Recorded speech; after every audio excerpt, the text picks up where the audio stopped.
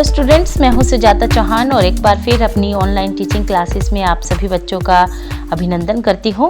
पिछली वीडियो में हमने अलंकार के बारे में पढ़ा और अलंकार का मैंने आप भेद बताए कि अलंकार दो प्रकार के होते हैं। एक शब्दालंकार होता है, एक अर्थालंकार होता है। शब्दालंकार मैंने आपको पिछली वीडियो में करा दिए हैं और आज हम बात करेंगे अर्थालंकार की। तो चलिए स्टार्ट करते हैं ये वीडियो। काव्य में जहाँ अर्थ के कारण विशेष सौंदर्य व चमत्कार उत्पन्न होता है, वहीं पर अर्थालंकार होता है। जैसे मखमल के झूले पड़े हाथी सा टीला। इस काव्य पंक्ति में बसंत के आगमन पर उसकी शोभा को दिखाने के लिए उसकी तुलना किसी महंत की सवारी के साथ करते हुए चमत्कार उत्पन्न किया गया है। अर्थालंकार के भेद। अर्थालंकार के चार भेद होते हैं: उपमालंकार, रूपक अलंकार, उत्प्रेक्षालंकार और अतिशयोक्ति अलंकार।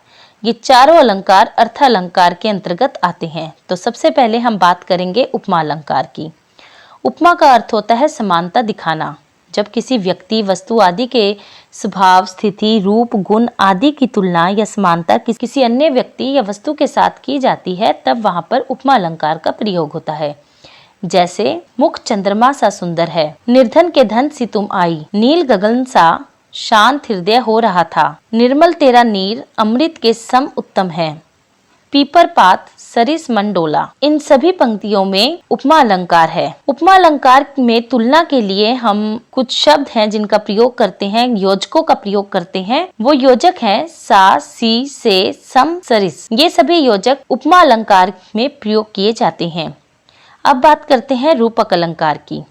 काव्य में जहाँ गुण, स्वभाव आदि की अत्यधिक समानता के कारण उपमेय तथा उपमान में भेद न दर्शाया जाए, उसे अभिनंग मान लिया जाए, तो वहां पर रूपक अलंकार होता है। जैसे मैया मैं तो चंद्र खिलौना ले हूँ। यहाँ पर चंद्र खिलौना में चंद्रमा पर खिलौने का आरोप किया गया है, अर्थात चंद्रमा को खिलौना मान लिया गया है, अतः यहाँ पर रूपक अलंकार है। इसका नेक्स्ट उदाहरण है आए महंत बसंत। और अगला उदाहरण देखते हैं, पायो जी मैंने राम रतन धन पायो। अब बात करते हैं उत्प्रेक्षा अलंकार। जहाँ उपमेय में उपमान की संभावना प्रकट की जाती है, वहां पर उत्प्रेक्षा अलंकार होता है। इसमें मानो, मनो, मनु, मनहु, जानो, जनु, जनहु, ज्यों आदि वाचक शब्दों का प्रयोग होता है। जैसे उस काल मारे क्रोध के तनु, कांपने उनका लगा, मानो हवा के जोर से सोता हुआ सागर जगा। यहाँ तनु उपमेय में सोता हुआ सागर उपमान की संभावना प्रकट की गई है। मानववाचक शब्द है और यहाँ पर उत्प्रेक्षा अलंकार आता है। इसकी अब बात करते हैं अतिशयोक्ति अलंकार की। काव्य में जहाँ किसी व्यक्ति या वस्तु का वर्णन अत्यधिक बढ़ा चढ़ाकर किया जाता है, तो वहाँ पर अतिशयोक्ति अलंकार आता है। जैसे हनुमान की पूंछ में लगन न पाई आग, लंका सिगरी जल गई, गए निशाचर भाग। हनुमान की पूंछ में आग लगने से पूर्व ही सारी लंका के जल जाने का वर्णन किया जाने के कारण यहाँ पर अतिशयोक्ति अलंकार आता है। इसके कुछ अन्य उदाहरण देखते हैं।